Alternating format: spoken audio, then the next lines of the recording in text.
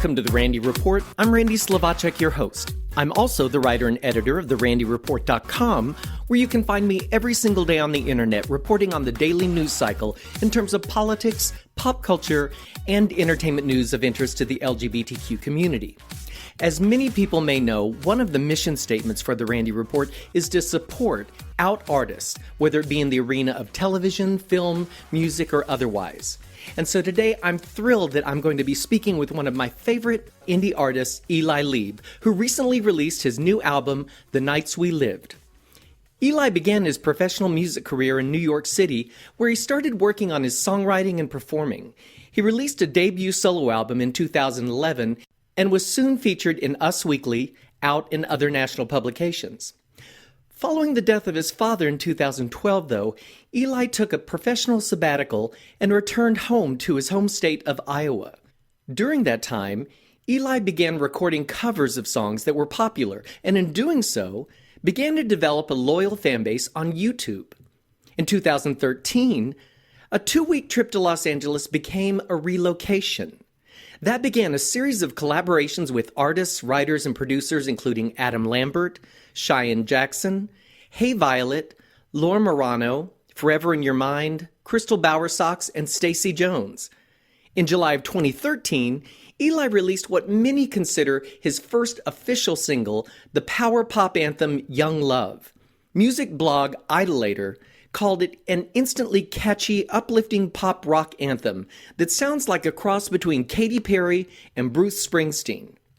Thanks to that strong pop hook and its message of living out and proud, the song and the music video struck a chord with people. Over the following months, Young Love garnered over 2 million YouTube views. In October of 2013, Eli was inspired to record a cover of Wrecking Ball after hearing it only once. Within 2 hours of posting it online, it went viral and was promoted in social media by singers Adam Lambert and Lucy Hale and celebrities like Rosie O'Donnell and Bob Harper. His cover of Wrecking Ball reached 1 million views in under a week, and in less than a year, the video had been viewed over 3 million times. In 2014, Eli was approached by a major ad agency to write an original song for Allstate Insurance's Out Holding Hands campaign. Eli wrote a song titled Safe in My Hands that accompanied an animated short film of the same name that was released in June 2014. The feeling and the message of the song got the attention of the producers of ABC Family's The Fosters, which chose to feature the song in the second season finale. Eli's newest album is an introspective collection of songs that lies right in the sweet spot of mainstream pop music. Eli says that he wrote and recorded all of the songs himself after moving away from Los Angeles. We'll get to his exit from LA in the interview. Eli called the album's title track, The Nights We Lived, his most intimate that he's released yet. Eli says, it documents specific time periods in my life. I picked this song as the title track to the album because the whole record is an accumulation of experiences that have led to who and where I am today. I've been a fan of Eli's for years, having featured him on The Randy Report many times. I love mainstream pop music, and Eli knocks it out of the park every time. Let's take a listen to The Nights We Lived, and then chat with the oh-so-talented Mr. Eli Lieb. When I was 20, I moved to New York City. Couldn't wait to feel the pavement beneath me. Couldn't wait to act just like a fool. I'm tripping home drunk with someone who is pretty. Not going to sleep until the light hit the city. Waking up in the afternoon. 'Cause those were the days to remember. And those were the nights we lived. Making our lives to remember. And say those were the nights we lived.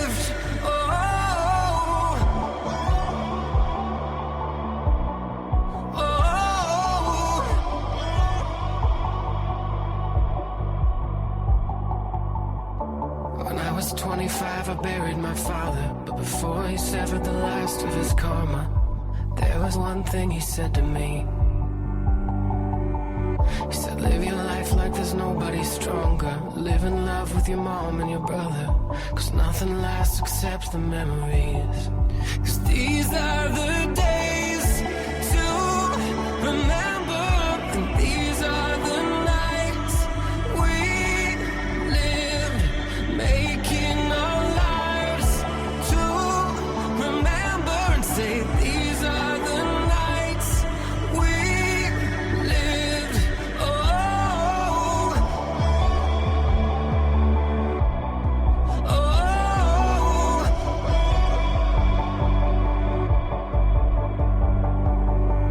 When I was 29, I fell in love with a monster, hidden in the sly cloak of a charmer, plotting to destroy all of me.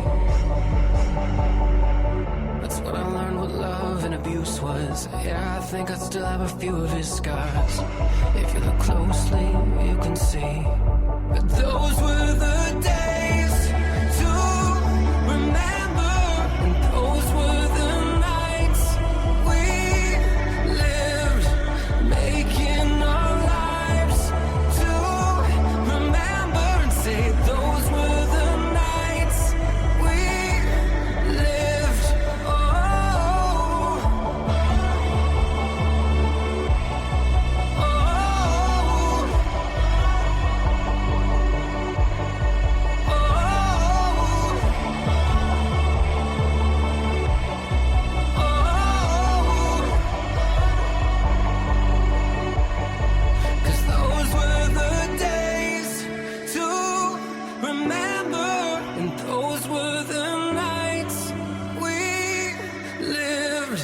Making our lives to remember and say those were the nights we lived. These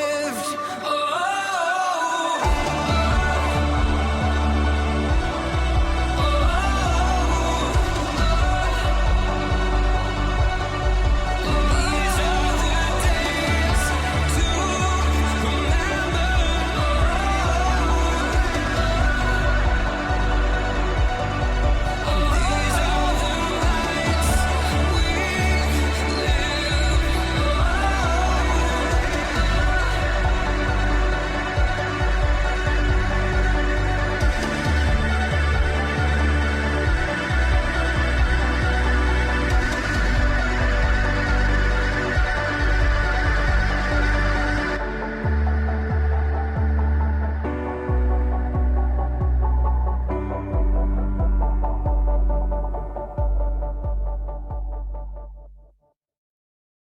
Eli, this is Randy Slovacek. Hi. How are you doing? Good. How are you? Awesome. I wanted to talk to you about your new album, The Nights We Lived. I'm going to say this up front, I'm not just someone who picked up your album 2 hours ago and started listening and go, oh, he's really cool. I've followed you for years. I've been buying your music for years. I follow you on Twitter. I just think you're terrific. I am a big fan of what I consider mainstream pop music. I think sometimes there's almost a snootiness about people not wanting to write a song that people can hum or get behind the lyrics because we connect to the lyrics. And I think your songs do all of that. And so I followed you for a long time because of those skills in your music, your lyric writing, and your melodies and everything. So you have this new album, The Nights We Lived. By the way, the title track is my favorite song. Not that I should have a favorite, but I do like it a lot. I understand that song alone you've called the most intimate thing you've recorded. Can you talk about that? Yeah, well, first of all, I want to thank you for being such a long-time supporter of me. That means a lot. Yeah, that song is definitely the most intimate thing I think that I've ever put out. And I didn't really intend to do that. I mean, none of the songs that I write, I really have a severe intention for them. They just kind of come out. And this one just came out that way. I love that it touches on different touch points in your life, which brings it to the personal. You did note that one of the songs wasn't specifically about a specific thing. It was just something that came out of you. That was Round and Round, I think. Yeah, I mean, it wasn't something that I was really thinking about specifically, but I can definitely apply that song to many situations I've been in my life. Mm-hmm.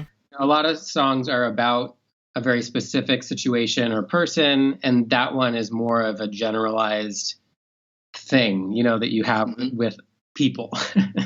But a lot of times my songs, they really do just come out when I look back at, if I listen to them and I look back at it, it's almost like I don't really remember writing it. Whatever comes out, I just let it be, and it'll very quickly start to manifest, and I'll understand what it's about. If it's about a specific person, a specific situation, or something that's more of just telling a story that anybody could relate to, and, you know.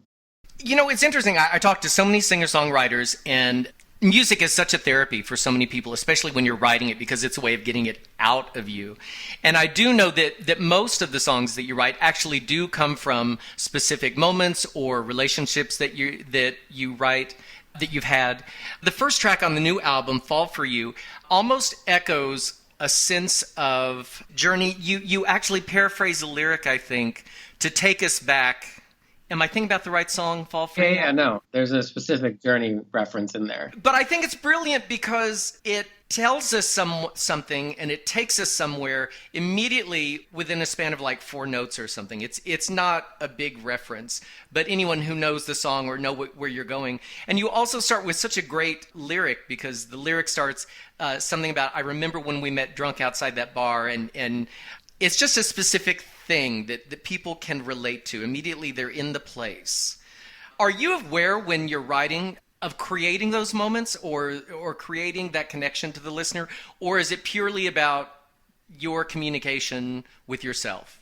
It is purely about my own communication with myself. That being said, I also want to make things that people will relate to and like, but I don't purposely have to do that. I find that if I'm just writing from my own life experience, we all kind of go through the same thing, you know?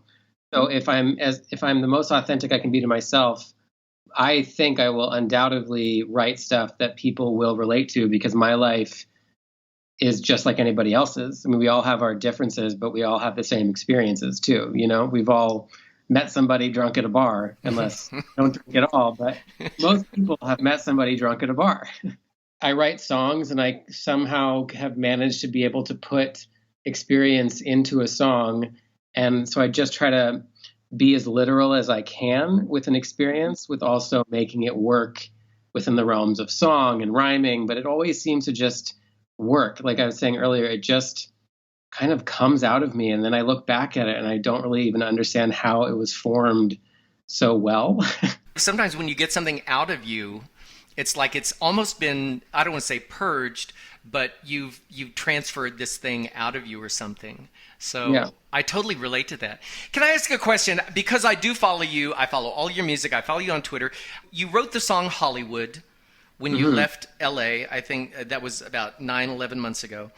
And you were very open about it was a bad experience for you. Can you share a bit about that? Because I feel like as a writer, but also as a fan of yours, I was wondering what it was that drove you out of LA. I get the discontentment in the song. And I lived in LA, so I understand how it can be grating for most people. But would you mind sharing a little, what was it about LA that Yeah, I mean, first of all, I do want to say that like I have a lot of friends that still live there that I care about, and I met great people there, and LA can, you know, everybody has a different experience. For me, it was just the way of life and the way that people generally treated you and were treated. It's not any form of life that I want to live. I'm very passionate about my career, but it's not like the be all of who I am. I really want to be happy in my life and have good personal connections with people and just live simply. And LA, I found it was just so like dog eat dog, and every cliche you hear about it is true. It's very, very hard to find a genuine relationship and to trust a genuine relationship, because everybody has some ulterior motive. And the second, like, if they think you're a shiny object, they're all over you. And then the second they see any kind of scuff in that shine, they're gone. And it's just not pleasant. And in the entertainment industry, the idea of rest and treating yourself well does not exist. You work basically 24 hours a day, even if you're sick. If there's an opportunity that comes, I mean, this happened to me so many times where I was totally sick, but an opportunity came up, and if I didn't do it, the opportunity was gone. You know, there's always somebody else wanting to jump into your spot, and people aren't willing to wait. So it ran me down so hard to the point where I was very unhappy and just sick all the time, and that I couldn't live like that. Well, I totally relate to where you come from with it. And I think that's why I wanted to ask the question, having moved out of LA myself. But I completely hear everything you're saying about LA. It is a dog-eat-dog kind of thing. And if you aren't thrilled to be in that game, it's hard to stay in it. It really is. There are people that love it. There are people that absolutely do. And I see them all the time. I did want to ask about the Future Gangster remixes, because we know who Future Gangster is, and it's you, and you revisit your own songs, which is awesome. I love the Hollywood remix. It's like a whole new song practically. I kind of looked at those as being just new productions of it rather than remix. And you always need a name for the remix. So a friend of mine just decided one day to start calling me that for no reason. And I liked it. And then I just applied it to those remixes. So now if I ever make some weird other version of a song of mine, I'll know how to name it. And actually, the remix of Hollywood, if you had ever played that for me first, would sound exactly what I would think the song would be. Except I know the first version, which I like also. So what's really funny about first version is what I have noticed being a musician and having people that listen to my music, no matter what the two versions are of a song, people always like the first version they hear better. Even the second version is better. Yes, absolutely. Not just with Hollywood that's the case, but you have this also in the music industry when you write songs and you're making a demo and you send it around, people get this thing they call demoitis, and you hear the demo of it and then you hear a fully produced one and people are like, well, I kind of like the demo better because it's just what you heard first. Right. I'm not like that. I constantly like what's newest. If I make music, I tend to hate what I do a year later. I know a few songwriters like that. I know a few people. I know you did a stripped down. Zeppelin is one of my favorite songs. And Thanks. Zeppelin is so what it needs to be. Now that you've told your story about hearing it first, I have to say, I know you did the stripped down version of Zeppelin. And I do like the first version better, but probably because I just know it. Well, the first version is better. I mean, that's an exception. To the remix rule. The little stripped down version was something I just made in my room in a day, Zeppelin, the fully produced one was a full LA production. Oh yeah, and it was awesome. Just a terrific song. So totally on my pool playlist every weekend. Speaking of things you make, you record and produce this whole album. Is this the first time you produced a whole album on your own? I mean, one that I would like to represent. I've done older music that if I cannot listen to at all because it's just sort of me starting out and not knowing what I was doing. But this is the first thing that I've done since I think I've had a career that's just 100% me, and I'm very happy with. When somebody plays it, I feel like I can stay in the room and be like, yes, I made that. Well, I have to tell you, I know you want an album that represents you, and every single track on the new album sounds like an Eli Lieb song, and in great part because of the production. It's very, I'm not a music producer, but I'm a fan of pop music. It feels very full and very fat and very strong, and I was just listening to something yesterday, and you kick in with almost these arena drums near the end of something, like you're playing Shea Stadium or something. It just sounds big, and I love it. It doesn't put me off. It doesn't feel like heavy metal that makes me feel intimidated. It just feels like a song that you want to get up and dance to. And I'm putting a lot of those big drums in. I love 80s music so much. That's where it comes from. I've been trying to incorporate it more. If I had my choice of full career, I would have done the 80s power ballad, Bryan Adams. Sure. That's and also my voice, that's what my voice is. So many voices now in current music is very R&B sounding, Nick Jonas, that kind of Justin Bieber. But me, I'm kind of an old school power anthem rock voice. Oh, and I love it.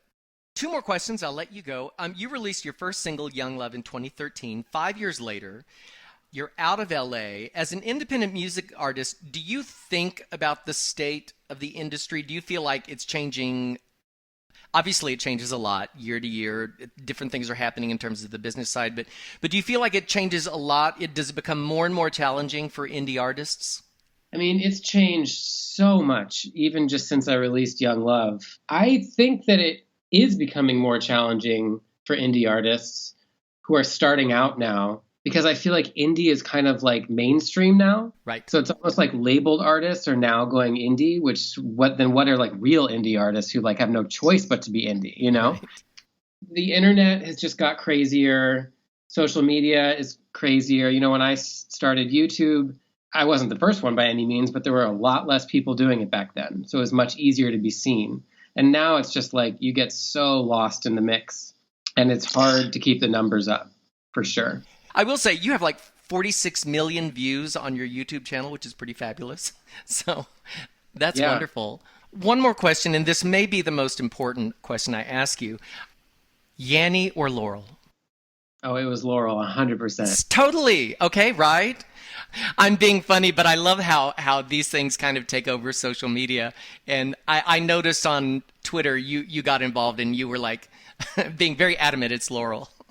It is. I mean, when I hear it, I literally hear a very clear Laurel. I hear no form of Yanni.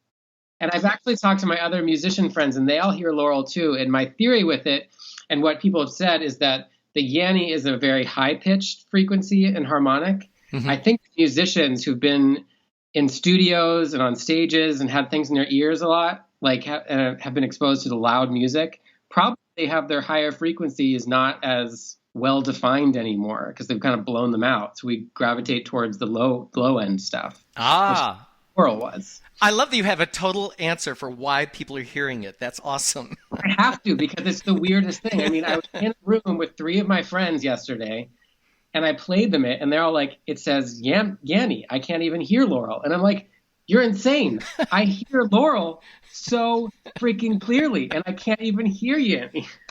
It totally messed with my brain all day. Oh my God, I love that. And that's why I love following people on social media, because sometimes when people get on a rant, and you weren't on a rant, but you're being quite funny yesterday, asking for high fives, and it's Laurel. It is Laurel. I thought it was very entertaining.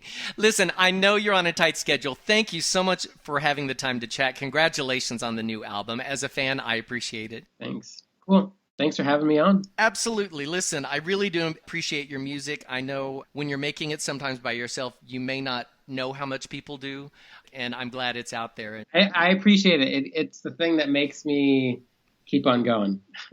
Listen, have a great weekend. You too. Take care. Thanks. You too. Bye. I want to remind you all that The Nights We Lived is available now at all digital download sites, and I really encourage everyone to go buy it now. I did. And here's the point. So often I hear folks from the LGBTQ community wonder why we don't have more big out artists in music, film, TV, or otherwise. Well, we do have great artists. And if we want more, we have to support. Listen, I'm not going to bring you some second-rate act, kids. Eli's awesome, so go get it. And that brings me to the end of this episode of The Randy Report. If you enjoy catching up on LGBTQ news in a quick podcast, I'd appreciate it if you would share The Randy Report with your friends. I like to think of this podcast as the 60 minutes of LGBTQ news, only shorter. And remember, you can find me every single day on the internet at therandyreport.com, where I cover the daily news cycle regarding politics, pop culture, and entertainment news of interest to the LGBTQ community. Since we discussed the song, I'm going to close this episode with Eli's song, Hollywood, from the new album, The Nights We Lived. Thanks for listening, folks. See you next time. Driving alone on the 405 to nowhere. Stars in my eyes, stars in my eyes. And talking to ghosts on the corner of Vine and Sunset. Blood in their eyes, blood in their eyes. Do you ever wonder what it's like to be happy? You're holding all these flowers, but you can't smell a thing.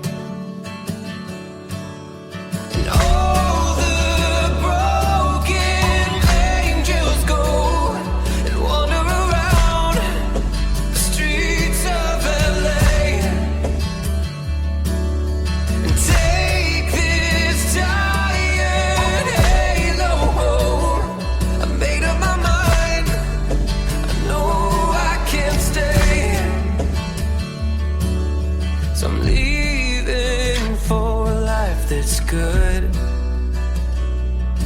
And I'm so fucking sick of Hollywood.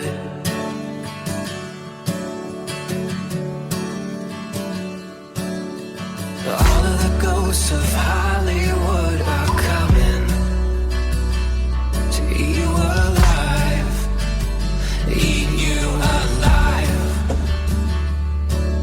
I'm trying to stop the city streets from burning, but no one survives, no one survives. Do you ever wonder what it's like to be happy? You're holding all these flowers, but you can't smell a thing. And all the broken angels go and wander around the streets of LA and take this tired halo home. I made up my mind, I know I can't stay, so I'm leaving for a life that's good. And I'm so fucking sick of Hollywood.